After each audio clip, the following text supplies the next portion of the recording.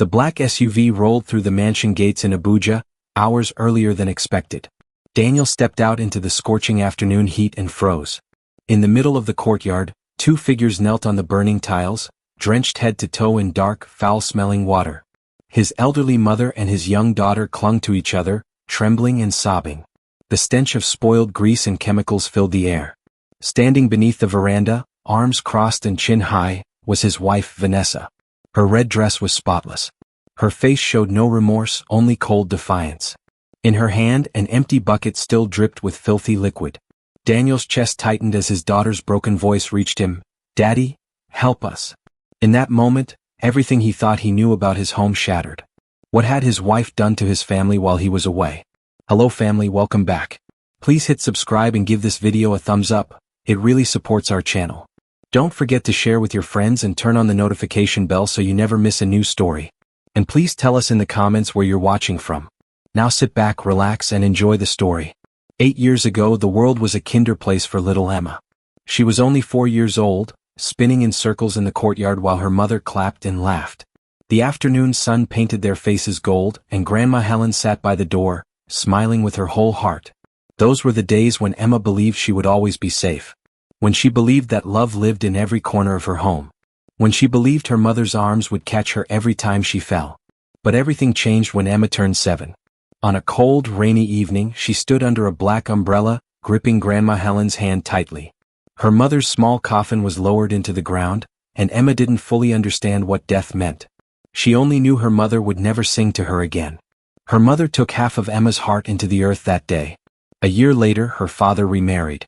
The new wife's name was Vanessa. She walked into the mansion with a bright smile and perfectly styled hair, moving like a queen. But from the very first day, Emma felt something cold settle into the house, something that made her shiver even when the sun was shining. At first, it was just a feeling. A shadow that followed her from room to room. But slowly that shadow grew darker and heavier. Vanessa wasn't like Emma's mother. She didn't hug. She didn't laugh with warmth. She didn't cook meals that smelled like home. Instead, she looked at Emma the way someone looks at an old, broken toy, something useless that shouldn't be there.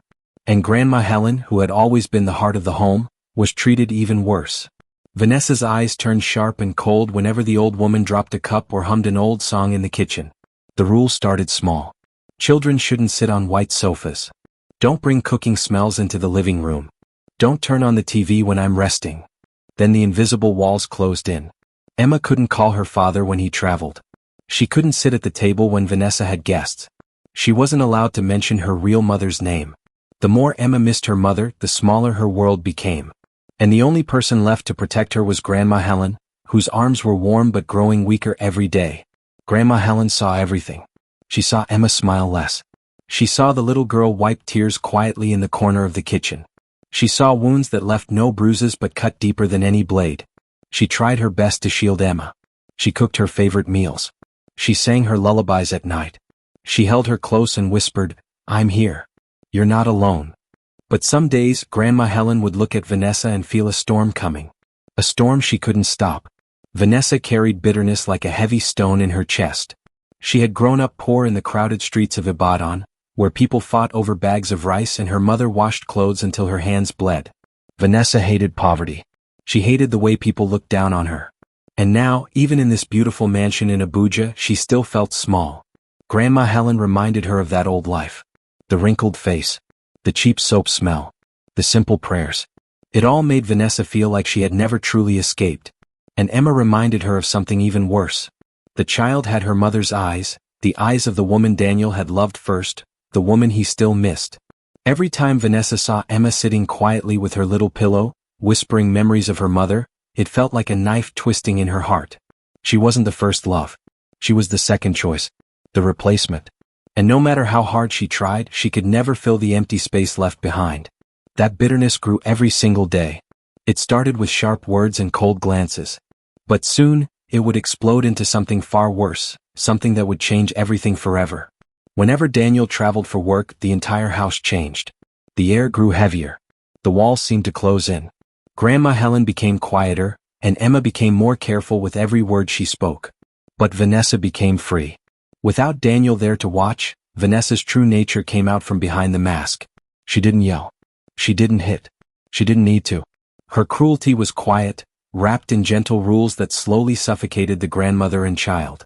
"Grandma Helen, you don't need to keep cash anymore," Vanessa said one morning, her voice as smooth as silk.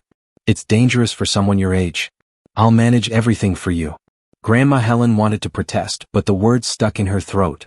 What could she say? This was Daniel's wife now. This was the woman who controlled the house. "And Emma," Vanessa continued, turning her sharp gaze to the little girl, "you shouldn't go outside so much. Children like you need to stay home and learn proper manners." Emma nodded quickly, her head down, her heart racing. "And don't call your father when he's working," Vanessa added coldly. "He's a busy man. He's not your babysitter." Each sentence was a hand pushing them into a smaller corner. Each rule was another rope tightening around their necks. And with every passing day, the space where they could breathe grew smaller and smaller. On the nights when Daniel was away, Vanessa would stand alone in the master bedroom, staring out the window at the empty courtyard below. The warm yellow lights made the old woman and the skinny child rise in her memory like two shadows she couldn't escape. One shadow reminded her she had once been poor. The other reminded her she was second. And in that silence, Vanessa made a decision. A decision she never spoke out loud but planted deep in her heart like a poisonous seed. Those two shadows had to leave this house. One way or another. She wanted Grandma Helen sent back to the village, far away where she belonged. Near the old church, Vanessa thought. Near the mud houses. Far from me. Far from Daniel. And Emma? She wanted the child shipped off to a faraway boarding school. A boarding school child can't hug her father every night, Vanessa whispered to herself. Can't sit with her grandmother. Can't stand in the way of a marriage. She wanted the mansion clean.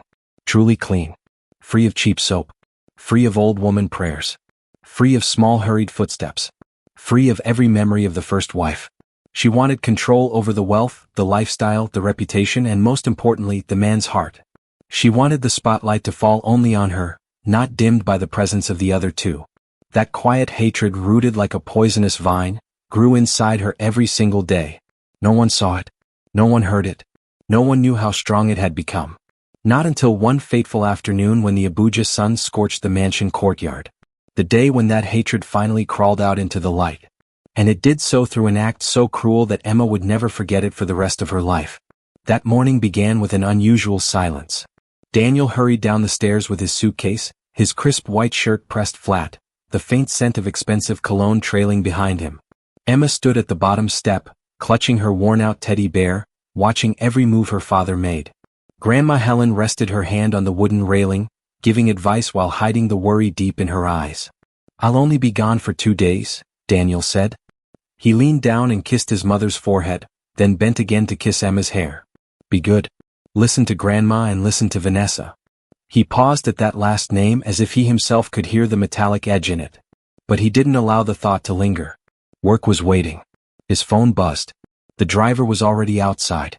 The front doors closed behind him. The sound of the SUV engine faded down the road. For a few seconds, the entire house felt like it had fallen into a vacuum. Then Vanessa's heels clicked across the marble floor, slicing through the quiet like a knife. She stood in the center of the foyer, still wearing the same body-hugging dress she had worn to see her husband off. But the expression on her face was no longer the one from a few minutes earlier. The gentle smile was gone, replaced by something cold and sharp. "Emma," she said softly, the edge in her voice barely hidden. "Come here." Emma walked slowly, her eyes lowered. "Yes, Ma." "You used your father's card to buy books online last week, didn't you?" Vanessa twirled the secondary card between her fingers, the metallic edge catching sunlight from the window. Emma stiffened. I only bought school books." "No one asked whether you were studying," Vanessa cut in. "From now on I'll keep this card.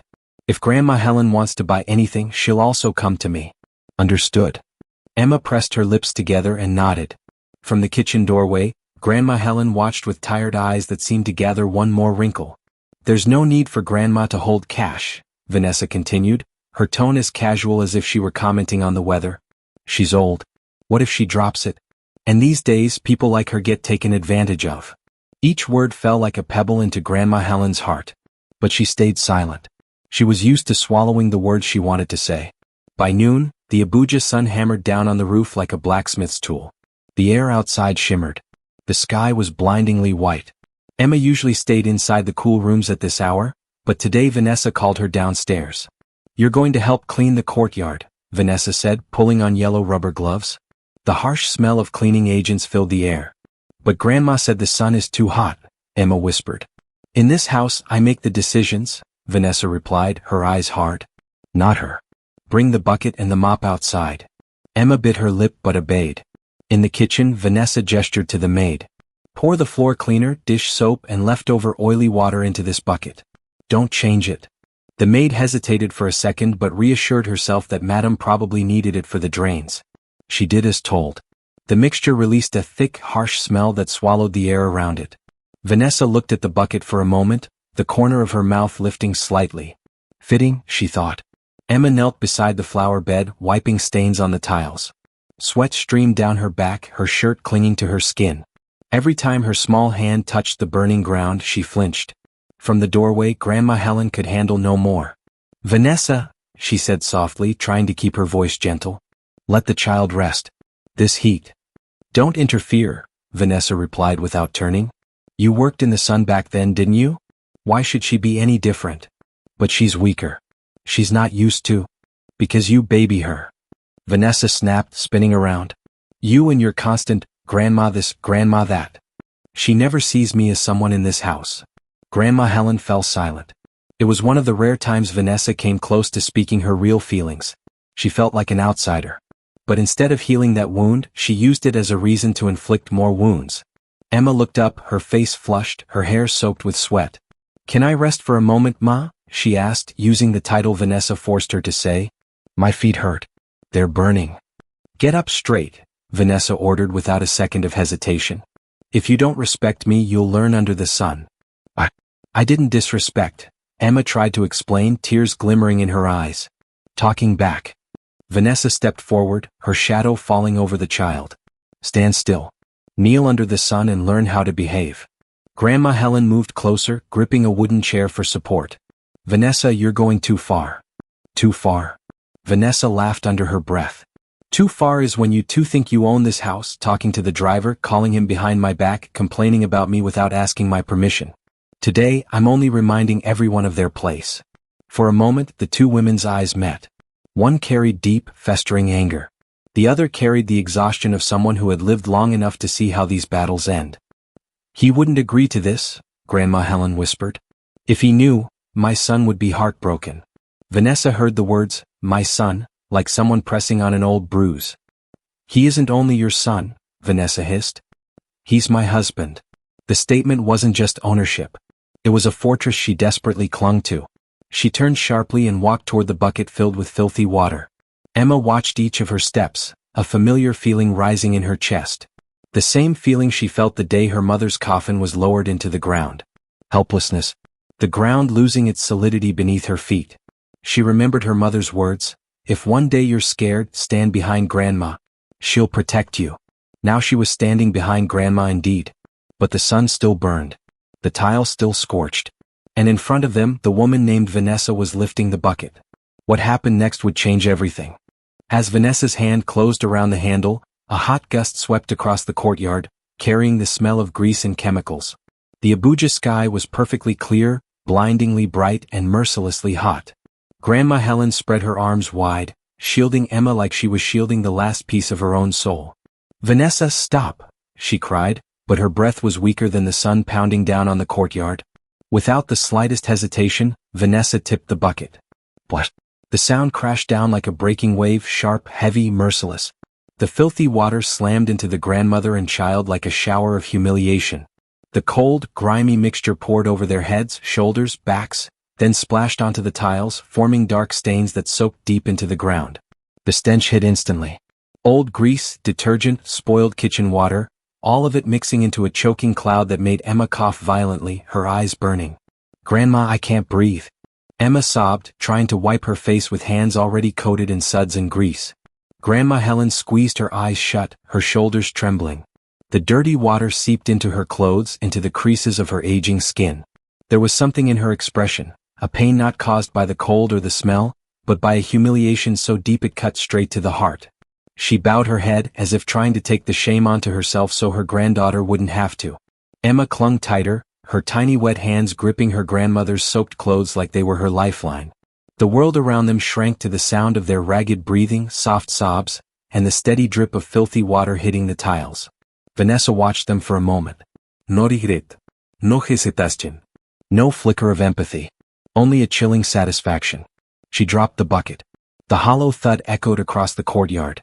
She smoothed a strand of hair behind her ear and turned away, as if she had just completed a routine household chore, not degraded two human beings. Next time, Vanessa said, not even bothering to look back, remember who has the power in this house. Emma collapsed onto the tiles, her tears mixing with the dirty water, making her cheeks sting from the harsh cleaning chemicals. She tried to inhale, but the smell made her cough harder. Grandma Helen pulled her close, stroking her hair, her hands trembling but full of a love that refused to break. Emma, breathe. Breathe, my child. It's okay. It's okay. Her voice was hoarse, cracked, like her heart was breaking with every word. In that moment, Emma whispered almost too softly to hear, "Grandma, why does she hate us so much?" Grandma Helen didn't answer. Not because she didn't know, but because how could she explain to a child that some people carry a darkness so deep they hurt others just to feel like they exist? She simply held her tighter, as if letting go would allow the world to swallow them whole. The sun kept burning. The dirty water kept dripping. And Vanessa walked back into the mansion, calm, composed, as if she had just restored order to a kingdom where she believed herself to be queen. Emma leaned against her grandmother's chest, her whole body cold despite the heat. There was no panic left in her eyes now, only a different kind of fear. Slower, deeper. One that seeped into her bones. The fear that from this day on, every moment in this house would never be the same again. But what Vanessa didn't know was that fate was already turning against her. At that very moment, a black SUV was rolling through the gates, carrying the one person who could change everything. The one person who would see what she had done. The drive from the airport felt shorter than usual that day. Daniel sat in the back seat of the black SUV, his eyes drifting toward the window where the Abuja midday heat shimmered in waves.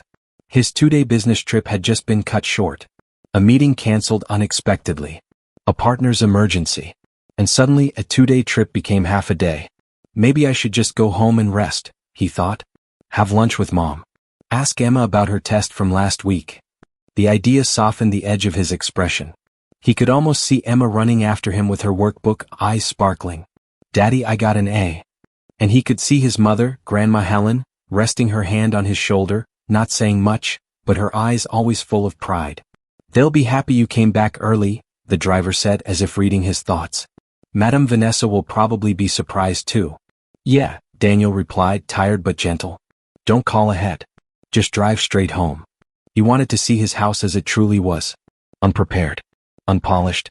Unmasked. The SUV turned onto the road leading to the estate. The trees on both sides rustled under the hot wind. The security gate scanned the license plate, gave its familiar beep and slowly slid open. Daniel slipped his phone into his pocket. He had no idea that in just a few more steps, everything he believed about the home he built was about to be torn apart. Outside, Emma was still trembling violently in her grandmother's arms. Dirty water streamed down her hair, her clothes, and onto the tiled ground. The smell clung to their skin to every breath they took. Grandma Helen tried wiping her granddaughter's face with her sleeve, but the moment her fingers touched Emma's cheek, the girl cried out in pain. Just bear with it a little, the old woman whispered. Let me wipe your eyes so it won't burn. Emma nodded faintly, but the innocence in her eyes was gone. In its place lingered fear and something dangerously close to losing trust. Vanessa stood beneath the awning, arms crossed over her chest, leaning against the glass door. She looked at the two of them the way one looks at a stain on the floor. Slightly annoyed, but not enough to bother touching it again. She was already planning. Later she'd make the maid clean the courtyard. She'd force Emma to scrub it again. And tonight, if Daniel video called, she'd make Emma sit far from the camera with the excuse that the girl was tired.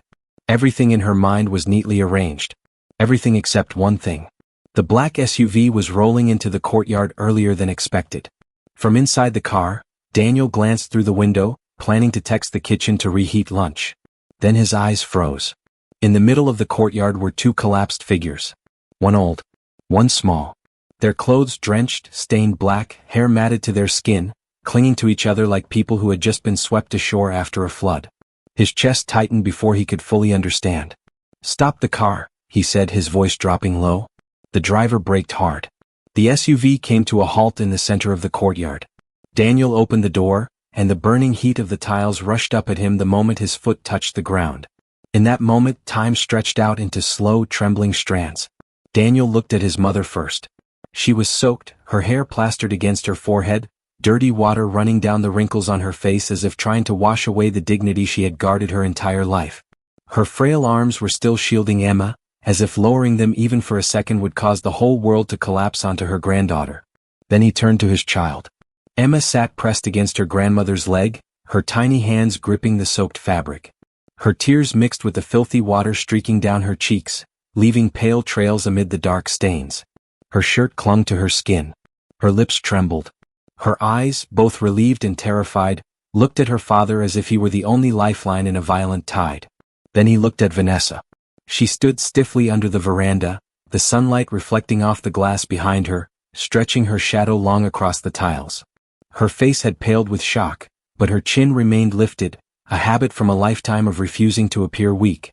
Daniel inhaled, his chest tightening painfully. He didn't scream. He didn't throw anything. He didn't lash out. His anger was never the kind that burst and vanished. It was the kind that burned low and steady, hotter with every second. He stepped forward. Each step struck the tiles like a hammer. Each step tightened an invisible rope around Vanessa's chest. "Vanessa," he said, his voice dropping into something cold and honed like steel. "What did you do?" Vanessa felt her throat dry instantly. The explanations she had rehearsed from the moment she heard the car enter the gate, every word she had prepared, suddenly vanished. I just, she swallowed. Just taught them some respect. Taught? One word sharp enough to crack the air. Daniel's eyes were like blades. Not the eyes of a husband arguing with his wife. The eyes of a man who just found an intruder inside his home harming the people he loves. "With this?" he asked, his voice low but unmistakably clear. "By dumping filthy water on my mother and my daughter?" Beside him, Emma whimpered softly. Grandma Helen placed a shaking hand on her shoulder. She forced herself to stay silent. She knew this was the moment the two of them needed to face each other directly, without her interference. Vanessa dug her nails into her palms until crescents of pain formed in her skin. "You don't understand," she tried to steady her voice. "Since the day I came into this house, they've never treated me like family. It's always them, mother and granddaughter together, always looking at me like I don't belong. I just wanted—" "You wanted to prove you're stronger," he cut in. "By humiliating them in the middle of the courtyard. That's not fair." Vanessa's voice rose, cracking. "You only see today. Were you home when they talked about me? When they acted behind my back? Do you know how much I've tolerated? I'm human too. I hurt too. Hurt." This time the word hit harder. A vein pulsed at his temple. He turned toward his mother and daughter. "This is the hurt you're talking about?" A 70-year-old woman kneeling under the sun, drenched in dirty water. A child crying and apologizing because she's terrified of you. "That's your pain?" His words slammed into Vanessa like a hammer. For a split second she wanted to scream. "Have you ever cared about my pain? Living with 3 people who talk in stories I'm not part of? Watching you hold your daughter but never once turning to ask if I'm okay?" But pride crushed the confession in her throat. All she managed was, "You always defend them. So what did you marry me for?" The question slipped out before she could stop it. Silence fell over the courtyard. The birds stopped. The distant street noise vanished behind the high walls. All that remained was the soft drip of dirty water falling from Emma's shirt onto the tiles. Daniel stared at Vanessa for a long moment. "I married you," he said slowly, "because I believed you would stand beside me. That you'd be a second mother to Emma. That you'd respect my mother. That you'd be a partner in this family." He paused. The words "I believed" dropped like stones. "But what I saw today," he exhaled, pain flashing through his eyes, "is a woman standing under the veranda, watching her mother-in-law and stepdaughter being humiliated as if it was her victory."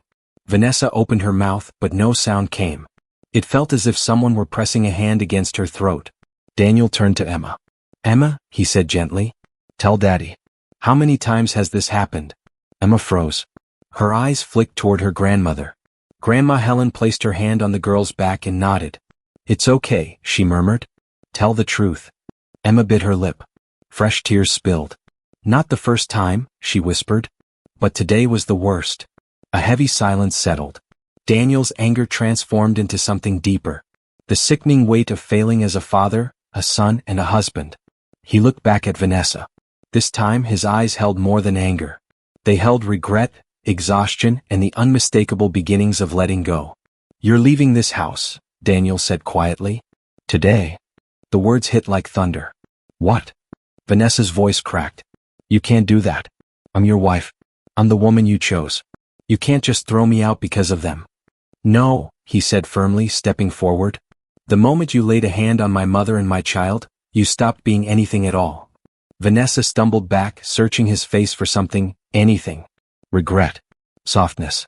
A trace of the man who once held her. But all she found was a door closing forever. "You forget everything," she choked out. "You forget the night you begged me not to leave. You forget when you said you needed me. When you held me, Daniel. You forgot all that." "No," he replied. "I remember everything. But I'll never forget seeing my mother kneeling in filthy water, or my daughter crying and apologizing because she was scared of you." Vanessa rushed toward him, gripping his arm desperately. "I've had enough. You don't know how lonely I've been in this house. You don't know." He pulled his arm away, gentle but final. "You chose to handle your loneliness by hurting others. No one in this home is responsible for the pain you brought from your past." A moment later he turned his head. "Michael." A guard ran in from the gate. "Sir?" "Take Madam back to her old apartment. Collect the keys. Cancel her secondary credit card. Bring her luggage to the front." Vanessa went still. You're insane." "My mother and my daughter nearly lost their breath under your hands," Daniel said quietly, each word tightened like wire. "If I'm insane, I've been insane since the moment I saw that." The guard stepped toward her. "Madam, please." She yanked her arm away. "I'm not done," she screamed, her voice shattering across the courtyard. "This house will never be at peace without me." Emma trembled in Grandma Helen's arms. The old woman pulled her closer, as if shielding her from one last poisoned arrow. Vanessa looked around at Daniel, at his mother, at the child she never accepted. Then she laughed, a broken sound mixed with pain and hatred. "You think they'll love you forever? You think their love is real? One day you'll learn you're only wanted when people need you." But Daniel didn't respond. He simply turned away and lifted Emma into his arms. The girl buried her face into his shoulder, sobbing. Grandma Helen stood beside them, exhausted but still holding her head high. A mother who had never bowed to cruelty. The guard approached Vanessa again. "Madam, please." This time Vanessa didn't resist. She stepped back, then another step, her eyes never leaving the back of the man she once called her husband. "You'll regret this," she whispered. "I swear you'll regret it." But no one heard clearly. No one answered. No one turned to look at her one last time. The mansion doors opened. She was let out, carrying the stench of dirty water, the weight of her cruelty, and all the words no one wanted to hear anymore. When the door slammed shut behind her, the sound was final. Not just the end of a marriage, but the end of everything Vanessa had tried to build with her ambitious, grasping hands. Inside the house the air felt different. Lighter. Cleaner. But still heavy with pain. Daniel carried Emma to the wide white living room, cooled by air conditioning. He set her gently on the sofa. Grandma Helen sat beside her, pulling the girl into her embrace. Both were still shaking, not from cold, but from shock and humiliation that hadn't yet faded. Daniel stood by the doorway for a long time, one hand pressed against his forehead. He needed a few minutes to breathe, to gather everything that had just happened and place it into a corner of his heart he could bear to look at. Then he walked toward them. He didn't sit down. He knelt, kneeling in front of his mother, the aging woman he had always assumed would be fine, would be strong, would weather anything, while he unintentionally left her to face the storm alone. "Mom," his voice cracked. "I'm sorry. I left you for too long." Grandma Helen looked at her son. There was no anger in her eyes, only a deep sadness and a kind of quiet relief, as if a burden she had carried for years had finally been lifted. "Daniel," she said softly, calling him the way she did when he was a barefoot boy running around the yard. She lifted her wrinkled hand and placed it against his cheek. Her palm was old, but her touch was still warm. "You didn't leave me. You just didn't see everything. Today you've seen it. That's enough." Her gentle hand was enough to break down the walls he had built to look strong. He closed his eyes and something hot fell onto the back of his hand resting on his knee. A man's tears, the ones he never allowed to fall in meetings, in the street, in front of employees, fell now in front of his mother and his child. "I should have protected you." "Protected Emma?" he said, each word scraped raw from his throat. "Instead, I let them live in my house with someone I didn't truly understand. I let it get to this. Grandma Helen shook her head gently, interrupting. Don't let should have destroy the things you still have. God gives us eyes to see, but not everyone chooses to open them. Today you opened yours. For me, that's enough. Emma listened in silence. She twisted her fingers nervously, then suddenly leaned forward and wrapped her arms around her father's neck. Daddy. He turned and pulled her close, holding her tightly. Daddy, please don't leave me again. The words were soft, but inside Daniel's mind they echoed like a bell. Not because he had ever abandoned her. He called. He sent money. He brought gifts after every trip. But he understood. For a child who lost her mother and lived with a cruel stepmother, every time he left felt like being left behind all over again. He tightened his embrace. Daddy's here, he whispered, his voice rough but steadying. Daddy's home. And from now on, I won't let anyone hurt you again. Not even me. Not if I ever make you face things alone again. Emma broke into tears, this time not from fear but from release. Grandma Helen watched father and daughter holding each other, her own eyes shimmering. She leaned back into the sofa, feeling exhaustion wash over her. Yet it was the kind of tiredness that comes after surviving a storm, knowing you still have a home to return to. Daniel, she said, her voice quiet but firm. If you truly want to protect your family, start by staying close. Money can't shield a child from the rain. The ones who shield them are their parents' arms. He nodded, slow and determined like sealing a vow. I'll rearrange everything, he said. I'll cut down my work trips. Be home more. Hire a helper who answers only to you. And give Emma a room she feels is really hers. Not a place where she fears being dragged out to learn respect again. Emma lifted her head, her eyes still red but now carrying a faint glimmer of hope. Daddy, she asked shyly, can I put Mommy's picture in my room? Before, she wouldn't let me. Even unfinished, the sentence made the air heavier. Daniel met his daughter's eyes. You never need anyone's permission to remember your mother, he said firmly. This house has room for everyone. For Grandma. For you. For your mother. And for every beautiful memory you want to keep. This is our home, not someone else's stage. Grandma Helen smiled, a small smile, warm and deep like a hearth rekindled after a long, violent storm. Outside the sun was lowering. The dark streaks of dirty water on the tiles had dried, fading slowly, swallowed by the last amber light of the day. A housemaid stepped outside and began splashing buckets of clean water onto the courtyard. No one told her to, but everyone understood. The courtyard needed washing. Not just the tiles, but the memory of a horrific day the family would never want to relive, yet should never forget so it would never happen again. Inside the living room, against the white walls, 3 generations sat close together. An old mother. A grown man. And a child who had just lost one kind of mother but found her father again. They didn't speak much. Each carried their own wounds. But at least, from today onward, they knew they would heal them together. Outside, Abuja was still loud, still hot, still dusty. But inside the mansion, for the first time in a long time, peace had begun to find its way home. True family isn't defined by wealth or a mansion. It's defined by love, protection, and respect. The way you treat the weak, the old, and the innocent reveals who you truly are. Never let pride turn you into the monster you once feared. We've come to the end of today's story. I hope it touched your heart. Thanks for watching and staying with us till the end. Don't forget to like, share, and subscribe for more inspiring stories. See you in the next one. And tell us in the comments, where are you watching from?